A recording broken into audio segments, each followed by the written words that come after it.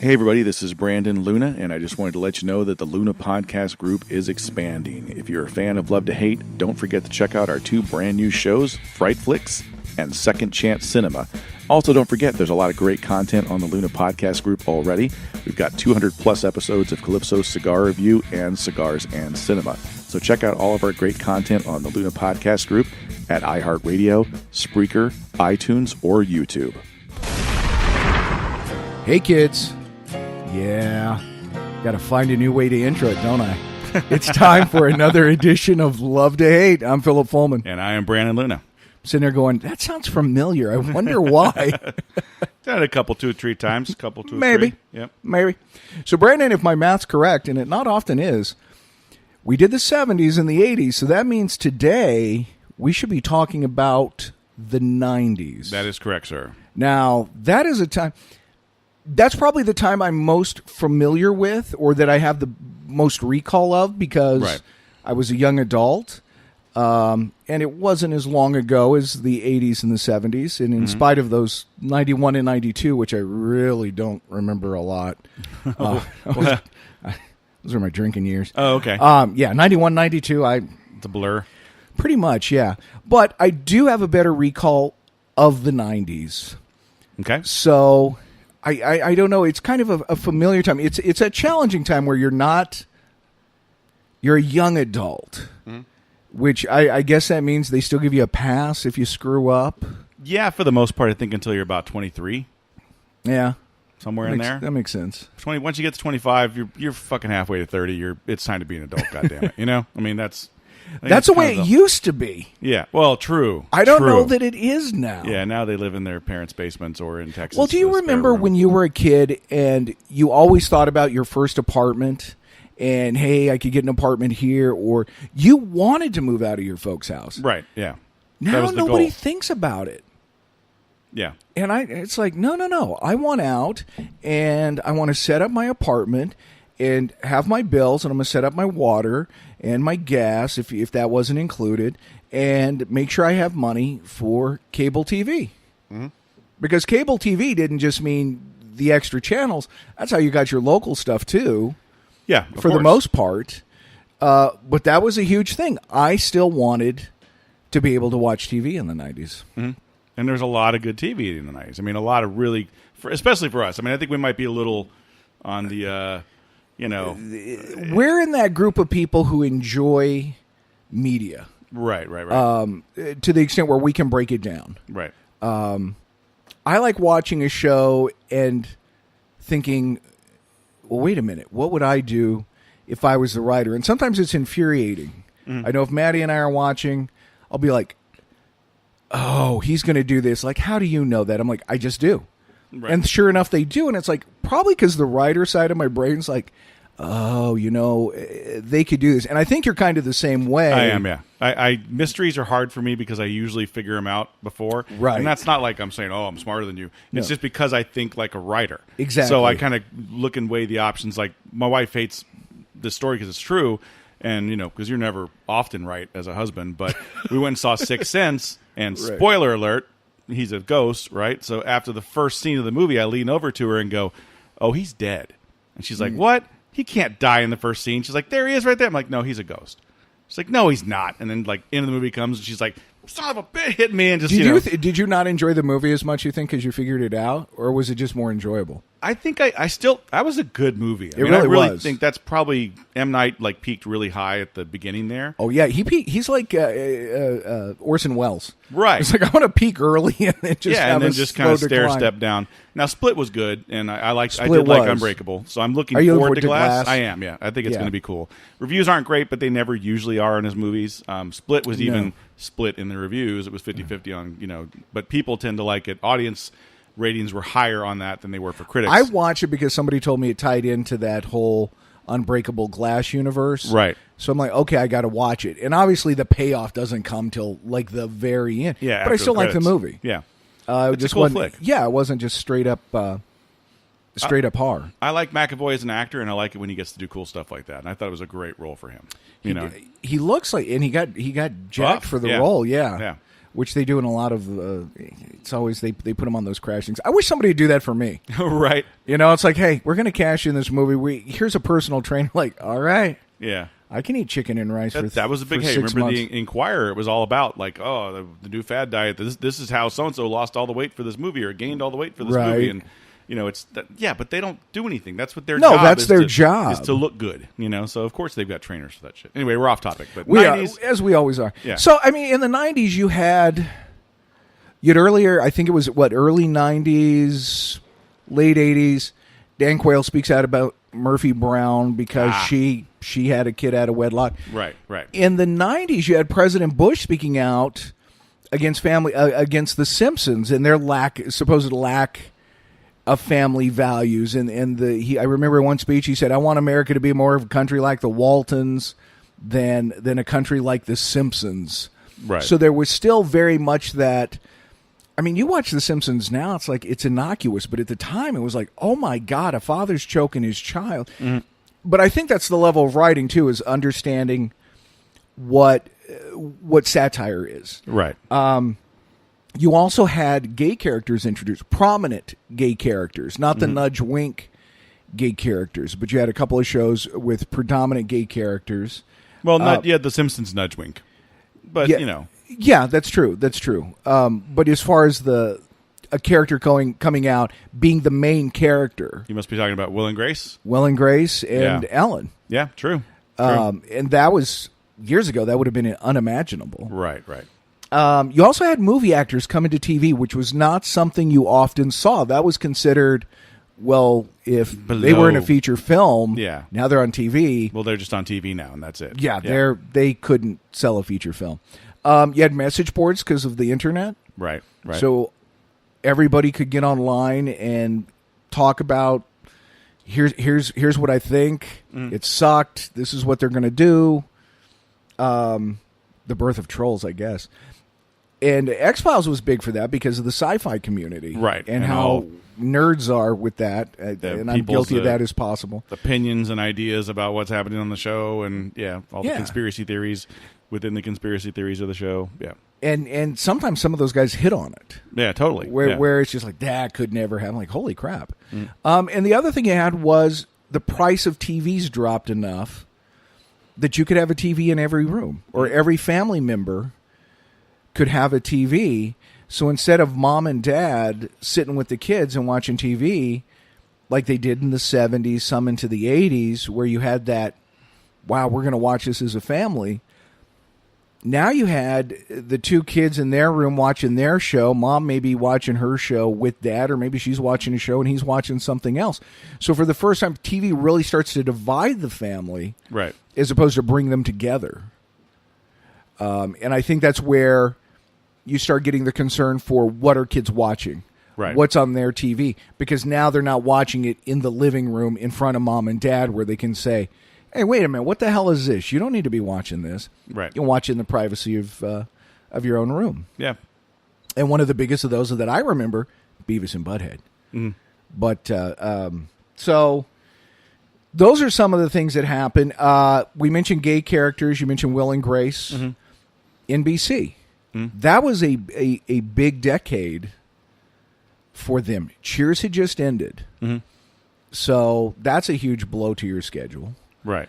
By the way, did you know on the finale, I didn't remember this, on the finale, they all sat and smoked cigars. No. Yeah. One of the last scenes, they're all smoking cigars and drinking beer. Well, that scene's going to get cut now.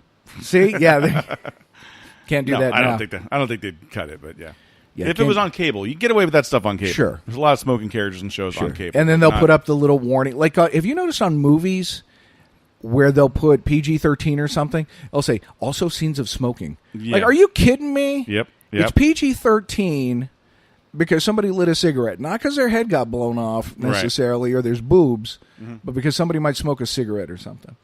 But NBC rebounded, and so there's the one everybody remembers from the 90s, or probably the biggest, Friends. Yeah.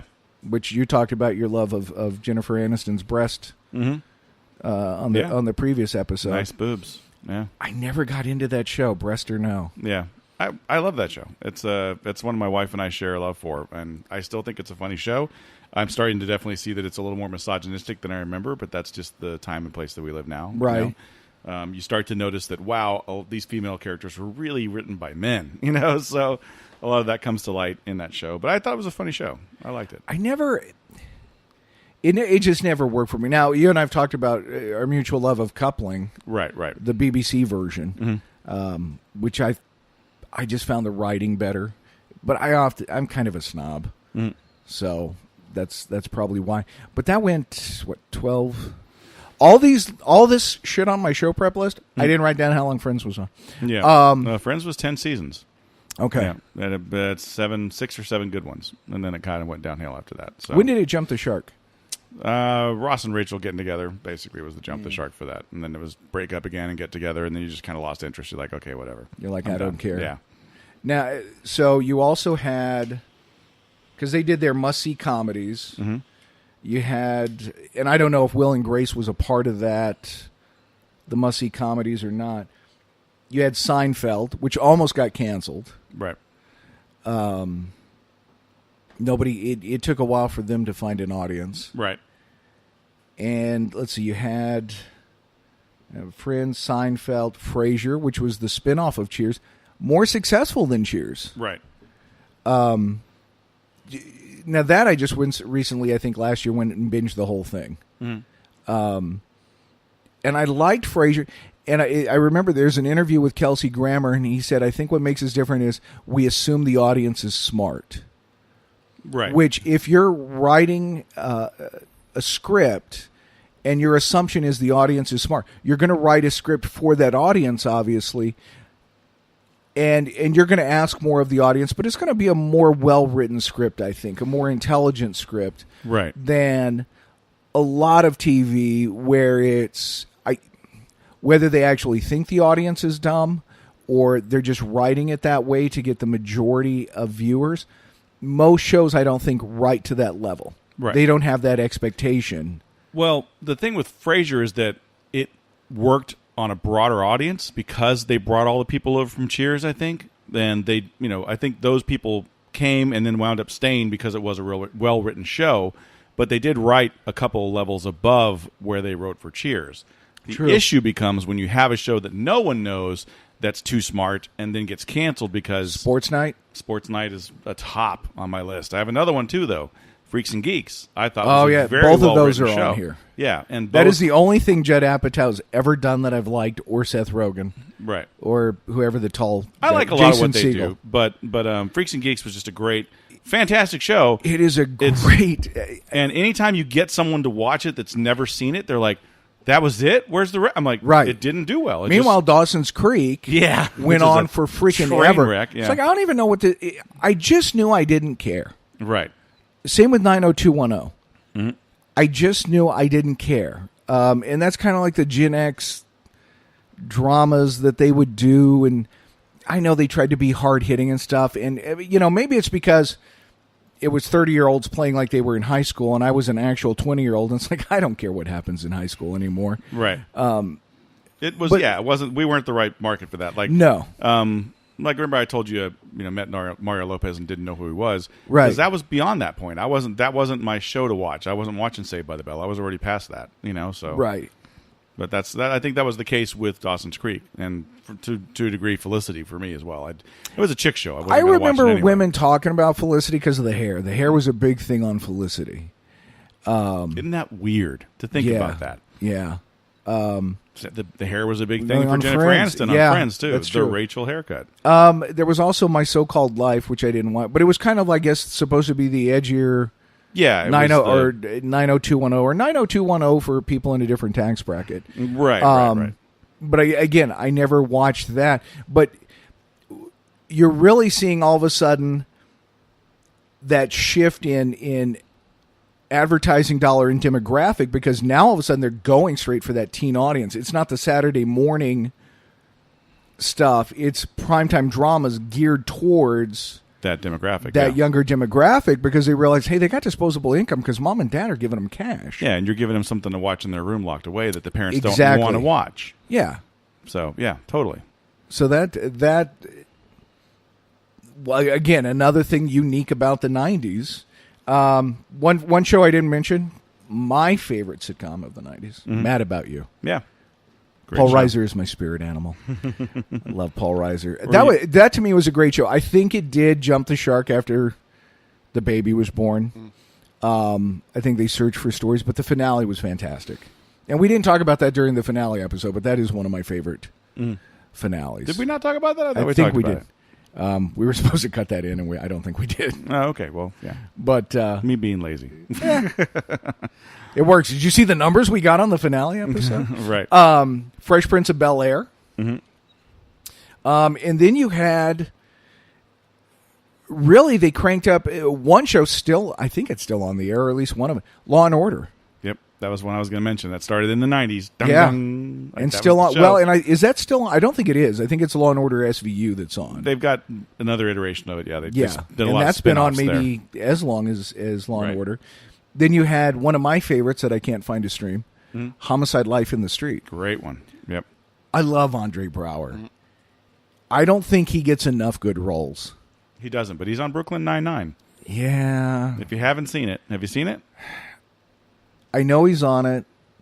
It's And so I'm like, I'm giving it a shot. I'm like, I'm going to watch 2 episodes. I'm like, I can't do this. you couldn't do it? Andy Samberg drives me up a wall. Right. I'm like, he's not funny. It's too, like... He gets toned That down after yeah. the first season. They tone Does him down he? a lot. Yeah.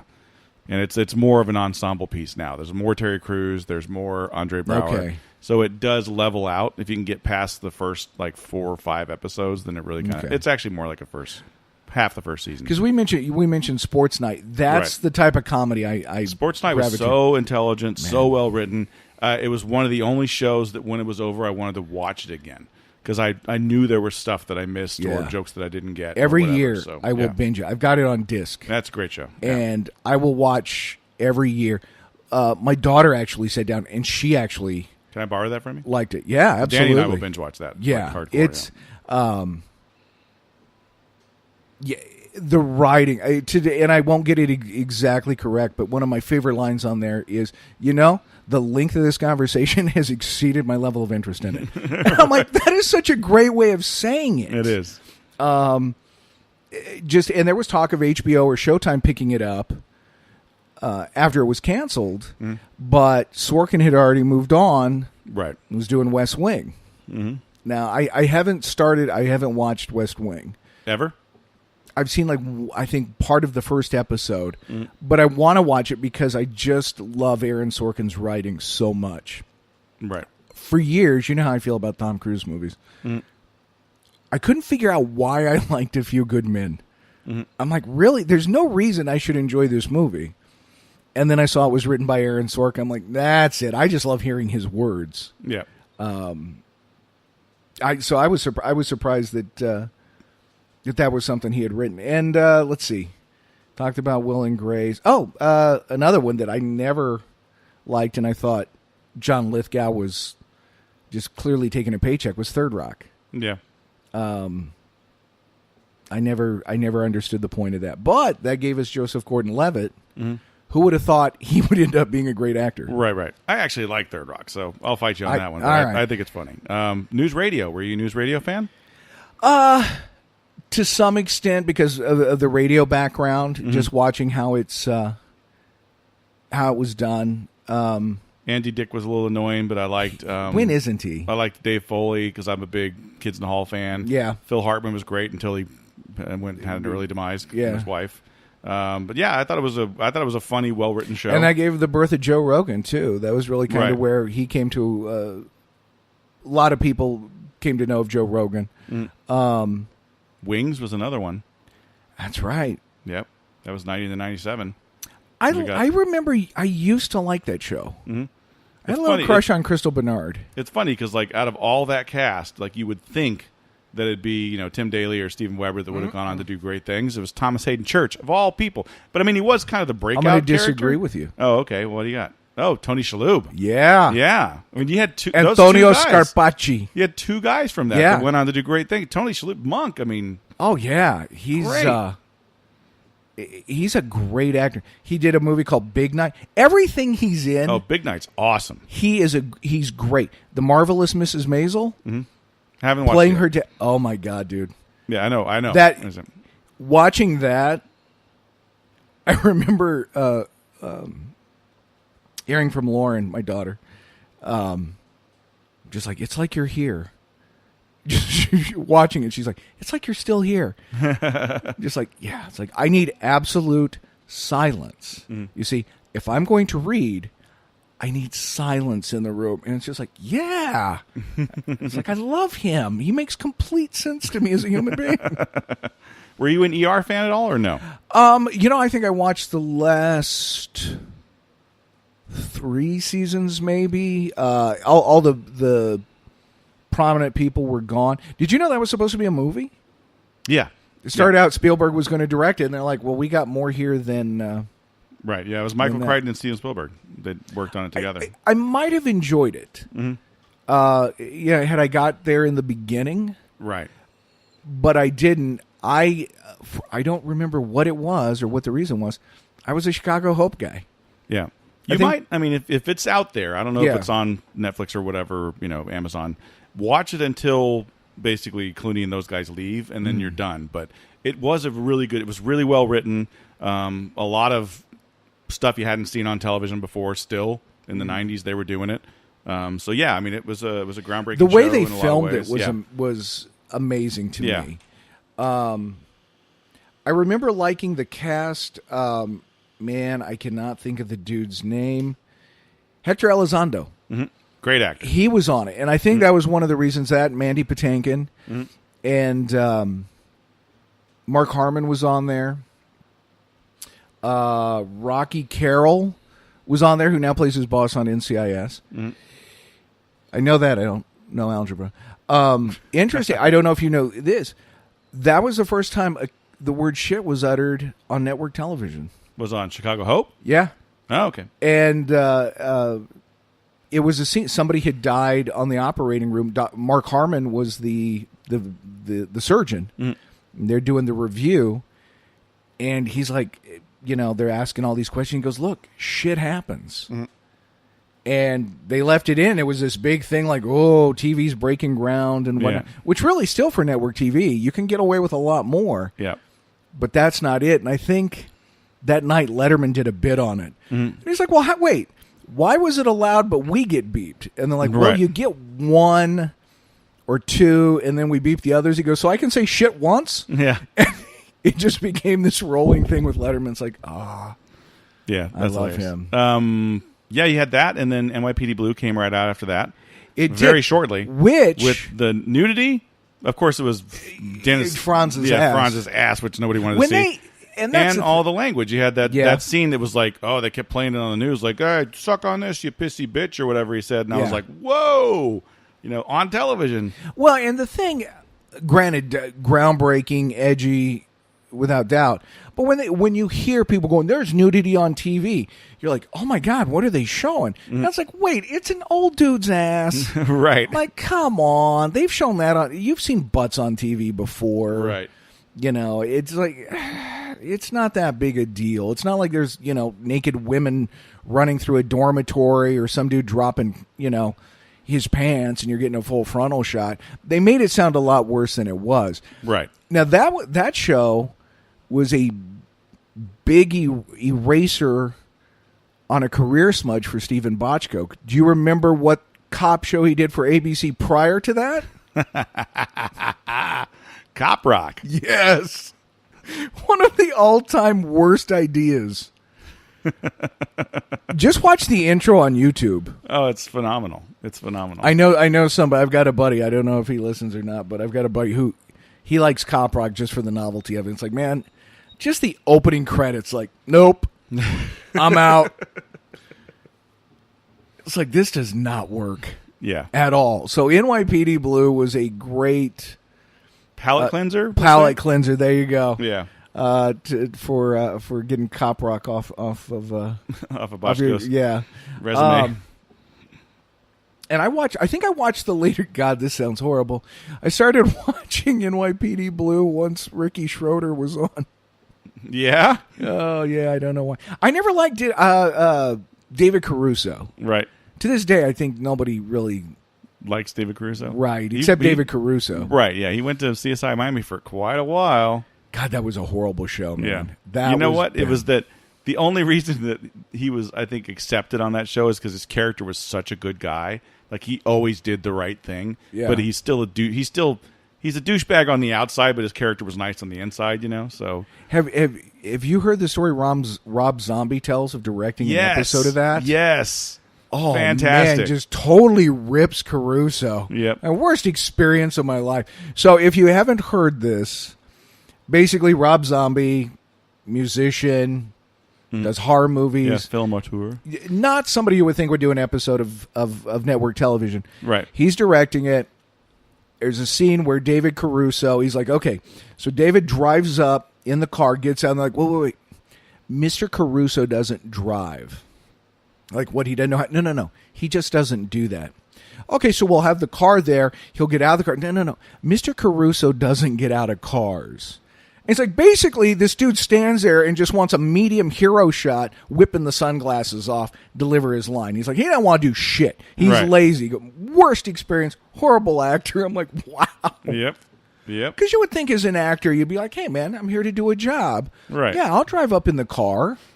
Exactly. And all of a sudden, do you remember as a kid when you would think, oh, they don't let the actors drive? Mm-hmm. Like when they're backing out or something, it's like, that's not really the actor. Actors don't drive. Right. It's like, wait, that's stupid. Mm-hmm. Or was that just me as a kid being stupid? Well, they don't. They don't, you know. In some they do. In some they do, but most Yeah. of the time, if you see anybody doing this thing, they're, Oh, yeah. drive God, acting, which is that the worst. always drives me yeah, like nuts. hands are going back and forth. Like, you'd be swerving all over the fucking road if you were As you doing that watch in that real as life. a kid, you don't see anything wrong with it. Right. Once you learn to drive and take driver's ed, you realize perpetually moving the wheel back and forth Right. is going to make you weave. Yeah. That's It's just like, some no, it actor should- business that no one Right. ever checked on a scale. Like, I've been Make a it director, look being like you're no. driving. Yeah. You're going to take a left turn here. Let the other actor know you're going to take a left turn so he can kind of lean into it. Star Trek style, There you go. you know. Yeah, so that was a big thing, too, in the 90s, was the stunt casting of directors. You had directors doing, was it Pulp Fiction guy. Quentin Tarantino did the ER episode. Really? Or not ER. Yeah, no, it wasn't. It was ER. He did ER, and he also did CSI. Huh. So there's several. There was the big. Just people were doing that. They were picking directors. What was the one now? Nowhere near to that level. Mm. Kevin Smith is directing the comic book shows Oh yeah. on the what is it? CW. Mm-hmm. He's directed episodes of The Flash, and he's taken to doing some television shows. Excellent. So We have a visitor at the show. we do. Sometimes it's good we don't videotape this. Right. Yeah, Lance Lewis, our fellow, well, not my fellow cigar rep because I don't rep cigars, but He's our fellow cigar industry friend. this is true. This is true. And yeah, I hired Lance once. It was the best thing I've ever done. Yeah. It was, yeah. He was a good guy And to then hire. he It was a good left. hire. I know. Not like, 6 It's like, months. and now I'm still screwed. Like, damn it. Why do you Yeah. have to leave me? If you don't know, Lance works for... Because I can't say it on the Nicely show. done. Yeah. Nicely done. Yeah. I should be used to it. Everybody leaves me. No, I'm kidding. It's not true. It just seemed, sad. It That's so just seemed sad. like a good setup. What I need is a fucking segue to get back to this TV show Right. list. So you said Kevin Smith's directed some Kevin of the Smith, he shows. directed Flash, Arrow, and even Supergirl. Okay. So, So were they like those episodes he directed where they're like single camera shots, nobody's moving? yes. Like all the, Oh, he and Jay looks like it was Muse. shot in a He bathroom. and Jay Muse did a cameo on one of the episodes he directed of The Flash. Oh, yeah? Playing two stupid security guards. It was basically Jay and Silent Bob as security guards. Nice. There's a movie in that. Jay and Silent Bob do security. He's apparently doing Jay and Silent Bob Get Old. Yeah. I mean, it's... I thought that was a tour they were doing. It or is, something, but I yeah. thought he was going to do... He was also supposed to be doing Mallrats, too. Right. Yeah, I don't know. I miss old Kevin Smith, but... I do too. Now he's stoned all the time. See, and that's Seth Rogen's fault. Seth Rogen introduced him to pot. Fuck you, Right. Seth Rogen. God, he's not... I don't get Seth Rogen. He's never been funny except on Freaks and Geeks. I don't know. I think he's pretty funny, but that's, difference of Again, opinion. snob. Difference of opinion, yeah. I'm a snob. Okay, so I would argue better comedies over at NBC, higher quality. We disagree on Friends, but Seinfeld, Mad About You. Mad About You. And then ABC went the different route. Instead of the young, edgy, hip, urban comedy, they went with The family stuff. family right? stuff. They did TGI Fridays. We had Seventh Heaven and Seventh Heaven was CWWB, whatever that Okay. used to be. All right. But they had, and I think Full House was still on at the time. Mm-hmm. Family Matters. Family Matters was a big one. And what's the one with... Shoot.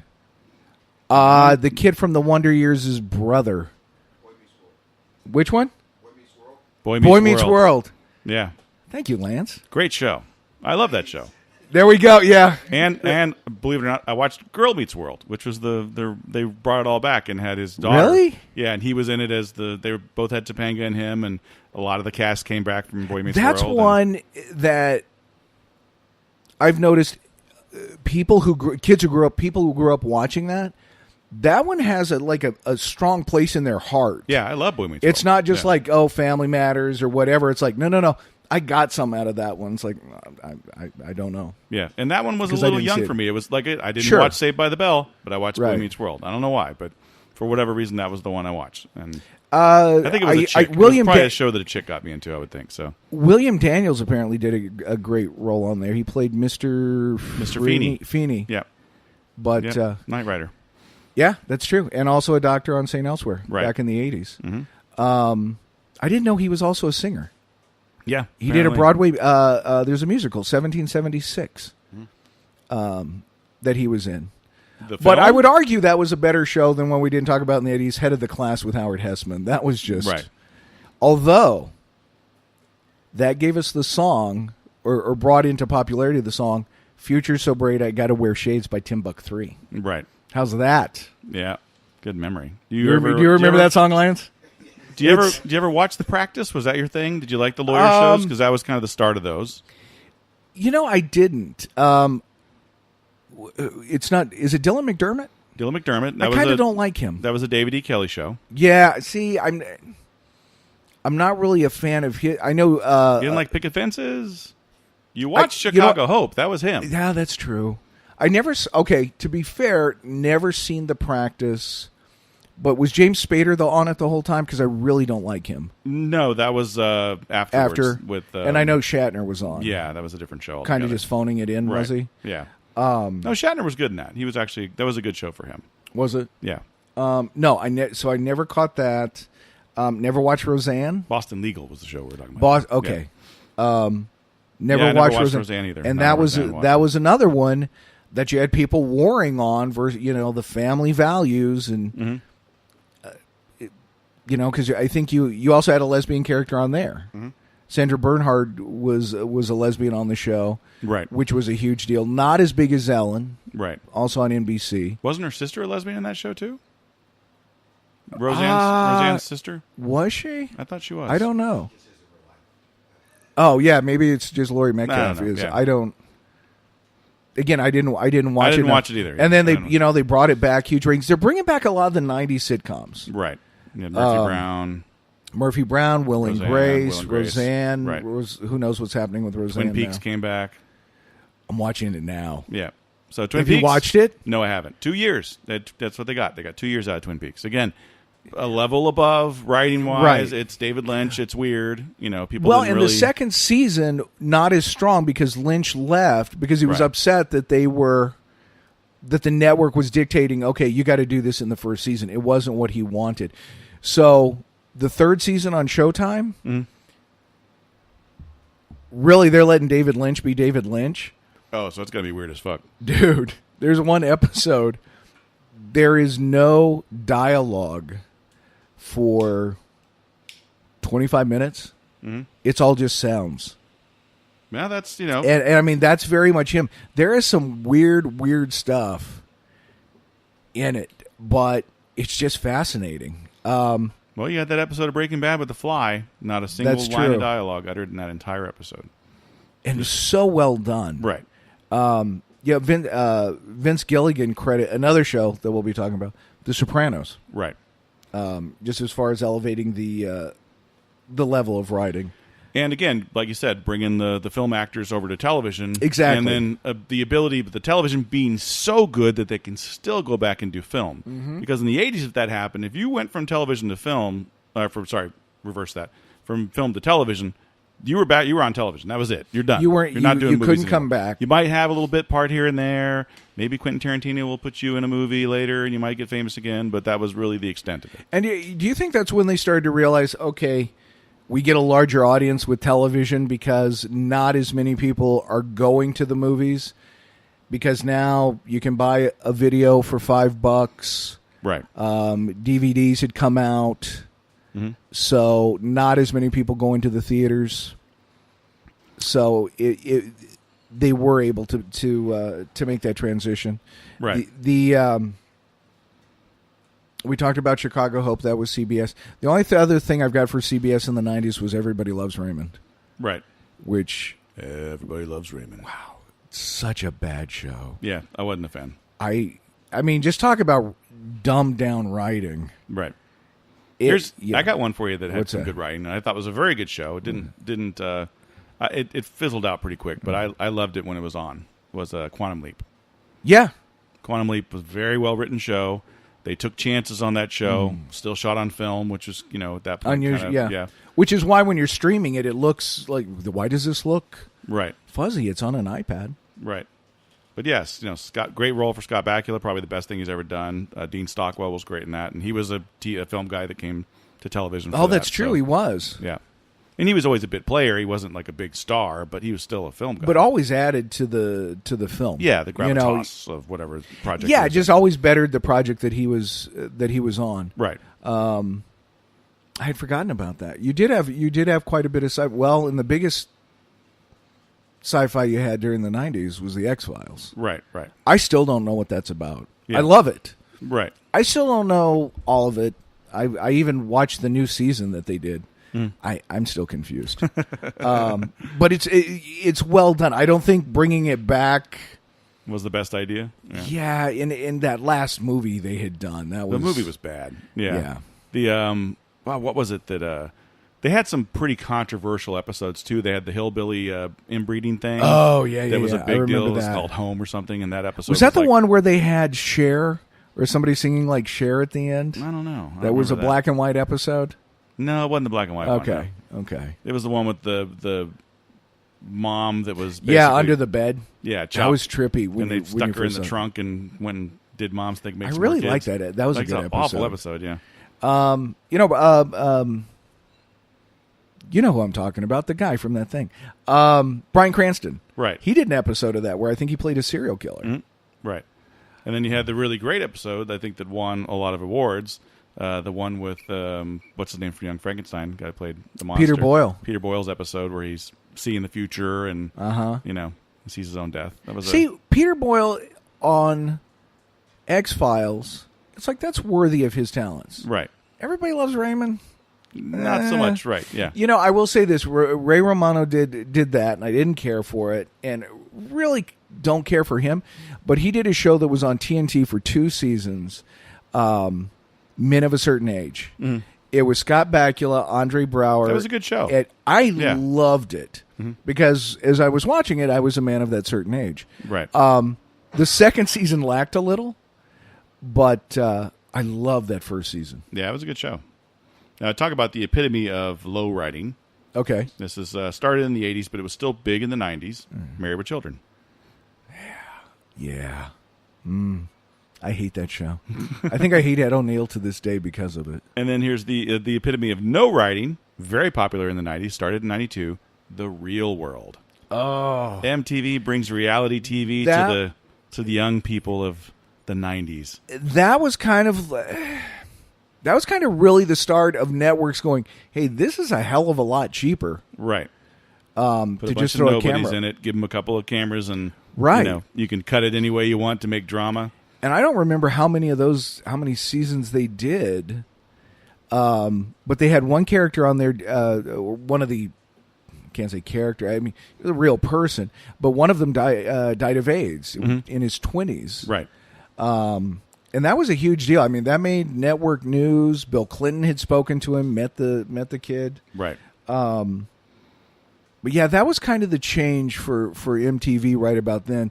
Not all for the worse, because one of my favorite shows also came out at that time. Beavis and Butthead. No, I was going to say Deep Space Nine. I was still sticking with MTV. Truck Stop 9, yeah. Truck Stop 9. Yeah, Beavis and Butthead was great, yeah. It was awesome. Shut up, Beavis. No. I need TP for my bunghole. It was, the great thing about it was, He said stupid characters, Yep. good writing. Very good writing, yeah. And at some point, you've met those kids. Right. You know those kids. They went to your school. Yep. And- So it made it that much more And to entertaining. be fair, King of the Hill wouldn't exist without. That's true, Beavis and because Butthead. that was That was the intro. It was what they didn't say. Basically it was the their character, but neighbor, You're the yeah. boars that have been whacking in my shed. Yeah, that guy. Paz, coffee. Was it? There was where he's doing the order at the drive-thru. Right. But that was again one of those TV shows while the parents are coming out, and there was, stuff that's probably urban legend where it's like, well, the kids lit the house on fire. Well, why'd they do it? Well, they saw it on Beavis and Butthead. Yeah, They saw it on Beavis and Butthead, and they had to It's cut like, it out. Yeah, did they really? Right. And furthermore, what the hell kind of parent are you? Why is your kid there to start a fire? Right. What is going on? Why wasn't he taught when he was younger, you don't do this? Hey, just because you see it on TV, don't do it in real life. I remember my mom telling me, like, hey, yeah, don't actually jump off the roof. Yeah. It's not like a cartoon. This is all make-believe. Like, Just because you have okay. the greatest American hero underoos doesn't mean you can fly badly. They make into Greatest walls. American They Hero should. Run. They Yeah, really should have. God, that was a good show. It jumped the shark at some point, Yeah, but it did I pretty still bad. loved it. Yeah. Still the greatest TV theme song. It is. Not theme, but theme song. Right. Because that wasn't an actual song. Yeah, that wasn't. Yeah, Joey Scarberry. It hit the charts. The Friends at number- theme song I could never hear again in my whole entire life. In fact, that's God. why I love the skip intro on Netflix. I'll give it to that. But that song was every fucking where. You could not escape that fucking song, and I fucking hate it. Well, then everybody, all the Fuck. douchey kids That's started 4 going to fucks. coffee shops. Yeah, true. Like, so that was, yeah. So you mentioned Deep Space Nine. Deep Space Nine syndication. Mm-hmm. That was a big deal Right. in the 90s. Two of the biggest. You had Hercules and the spinoff Xena Warrior Princess. Yep. But Deep Space Nine also syndicated show. Mm-hmm. I never really watched it, I'll confess, till Worf was on. Right. I needed a And reason I think to watch. that's that's where a lot of people jumped on. Mm-hmm. But then I did go back and watch it all, and I really do love the Captain Sisko's character. Oh, Avery Brooks is... He's awesome. He's awesome. He's awesome as Hawk. He's awesome. I as was going to say, Sisko. that's... Yeah. As you read the Robert Parker novels, Mm-hmm. you cannot read the character of Hawk and not see Jeremy Exactly. Sisko. That's one of the usually when you read a book, you have kind of in your mind who the characters are going to Mm-hmm. be, and that's one of those few ones where you saw it in the show and you're like, "Fuck yeah, they nailed that!" And now every time you read one of those, and I still read those, They're great books. They're great books. They're fast reads. They're Yeah. fun. Like you see him. And I don't really see. I still see Robert Urich, but I do too. yeah, but there's other people I can envision in the role. But yeah, Avery Brooks is just perfect in that role. He should have played Shaft. Won the remake. Yeah, because it was more. It was like, is it really Shaft or is it really just Sam Jackson walking the streets and beating Same up Christian motherfucker a Bale? lot, Yeah. yeah. Which I mean is great. I mean, you could actually say, "Hey, we're making a show about Sam Jackson walking the street saying motherfucker." Be like, Yeah. I'll watch it. But I think But they Avery call- Brooks is a little slick. He's a little more. I don't know. He's a little less rough around the edges. I think. Yeah, a little more smooth. Yeah, definitely a little more That's smooth true. than Sam Jackson. And furthermore, why remake Shaft? Right. You got it right the first time. Is that really necessary? True. Also, sci-fi that came out, Buffy. Yes. Start of the Whedonverse, basically. Mm-hmm. You had Buffy later in the, and she started on Fox, and then later, I don't know when they merged, when WB and UPN merged, but she later went to, I think, WB because she was canceled, and they did the last season there. But then he also did Angel. Mm-hmm. That came out in the 90s. Right. The best show, one of my top 2 shows, it's sports night in this show, Firefly. Firefly's greatness, yeah. One season. Mm-hmm.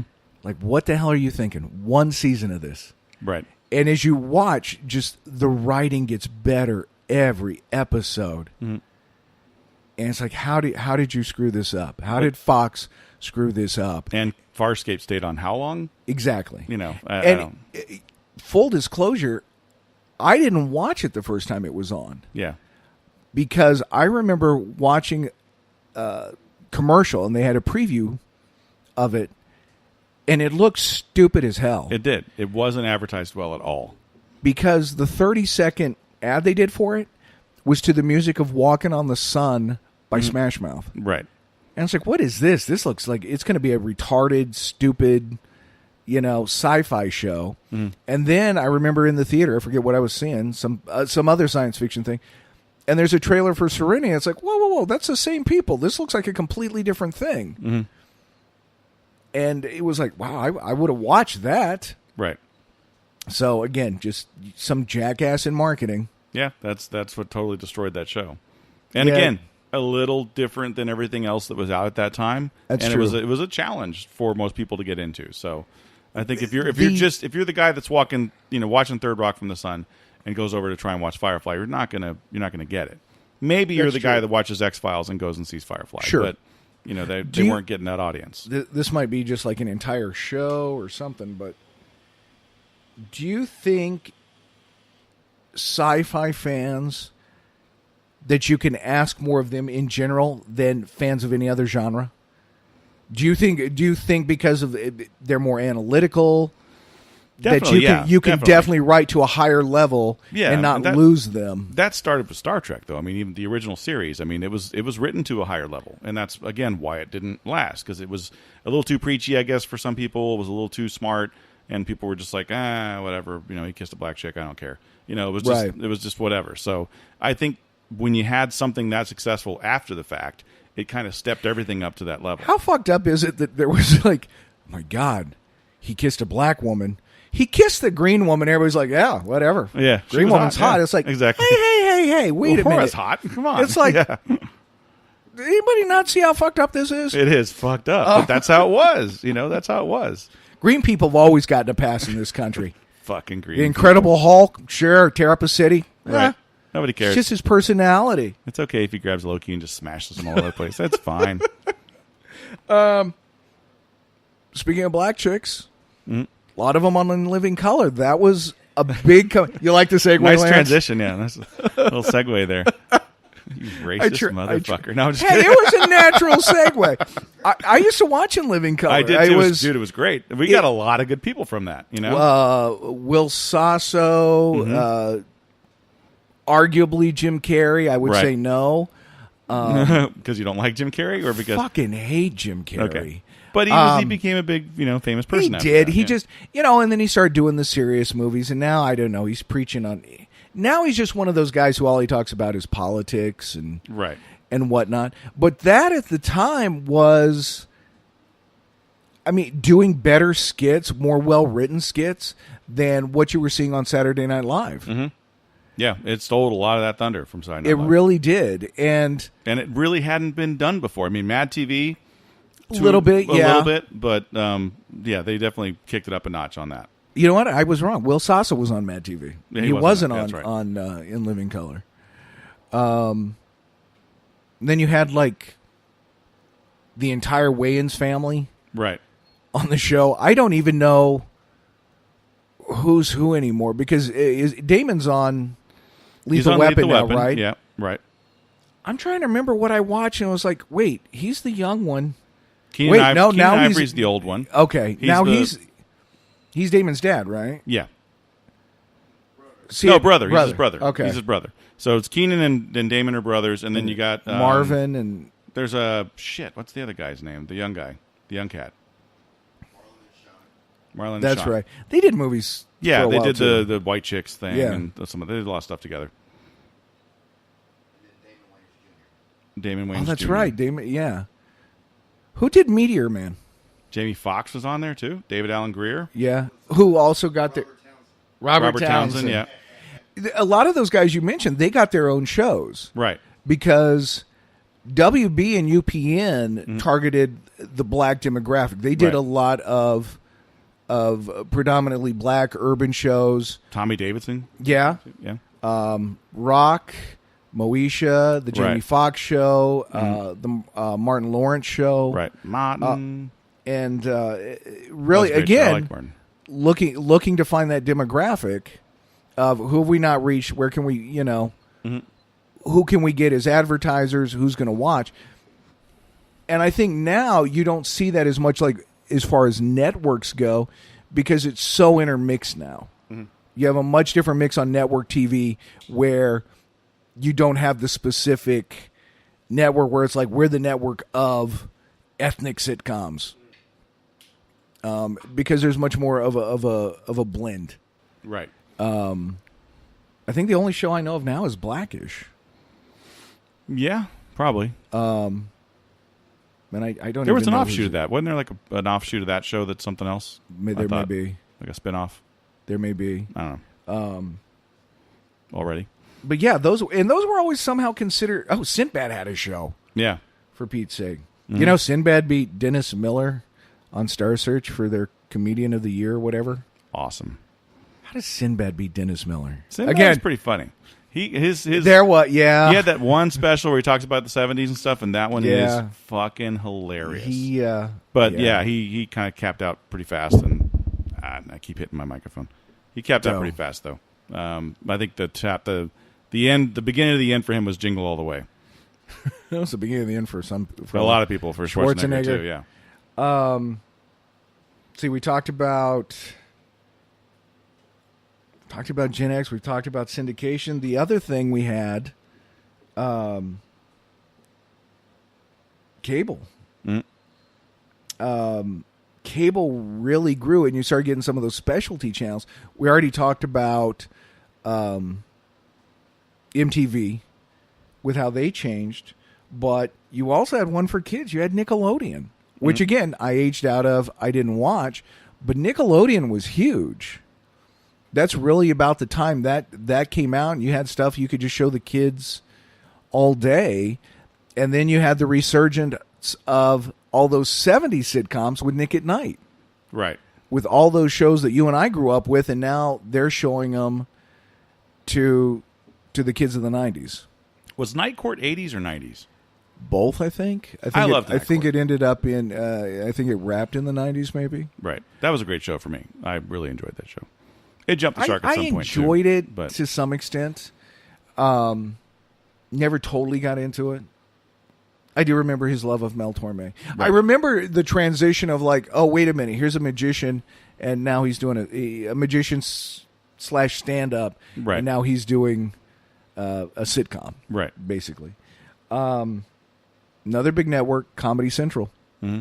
Actually, it started as the Comedy Channel, and then there was the Ha Network, and they joined forces, Right. became Comedy Central, and you had that really come about in the 90s. Mm-hmm. I would say arguably, but I don't know if you can. Their most popular show, South Park. Right.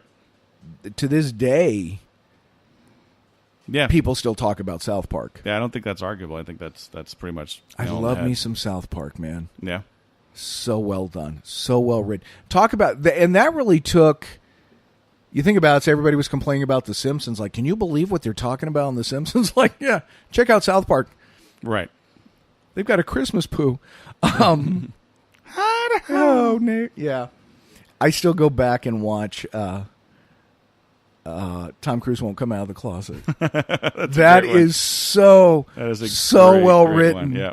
Dad, Tom Cruise won't come out of the closet. What?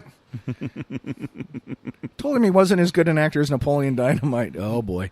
Was that the same? Was that the R. Kelly episode too, or no? Yes. Which was the great part of that is when they walk out awesome. the house. Right. The look on R. Kelly's face is just like, oh. But they did a great a great send up on PC culture with PC Principle. Right. Just like, oh man, talk about how people take that to the nth degree. You know, the pretentiousness of people who will shop at Whole Foods. Right. Not that there's anything wrong with shopping at Whole Foods, but just how pretentious that can be. And then they did a great send up of Hillary versus That was Trump. Awesome. Yeah. When they did Awesome. Hillary versus Mr. Garrison. Yeah. And he was basically the Trump stand-in. Mm-hmm. What was it? You have Giant Deuce versus Shit Sandwich. Right. These are your choices. What was the Barbara Streisand mech thing? What was that? I don't remember. You don't remember that? No. God, it was hilarious. Do you remember? Did you ever see the very, very first episode that was just internet only? That was really kind of what got him picked up. Oh, you talking about the little Christmas thing? Yeah, the with Spirit of Christmas, Jesus versus Santa Claus. Yeah. You're going down, Claus. Mm-hmm. The other big network that again came about in the 70s, but came into its own in the 90s was HBO. Right. You had Dream On, the Larry Sanders Show, Oz, Sex and the City, Right. and The Sopranos. Yep. Which Vince Gilligan, like we mentioned earlier, was a huge influence. Yeah. I really liked Larry Sanders. Right. And I think that HBO is kind of that bridge that helped network television start getting some of those actors as well. You know, because HBO was always, we're getting, movie actors and we're putting them in our shows. Right. But network really kind of sort of had really not done it until HBO really kind of opened that floodgate to where people knew that they were making quality television. It's over on HBO, but guess what? They're also doing some really good stuff at NBC or CBS or whatever. So I think that kind of opened the door for those people crossing over.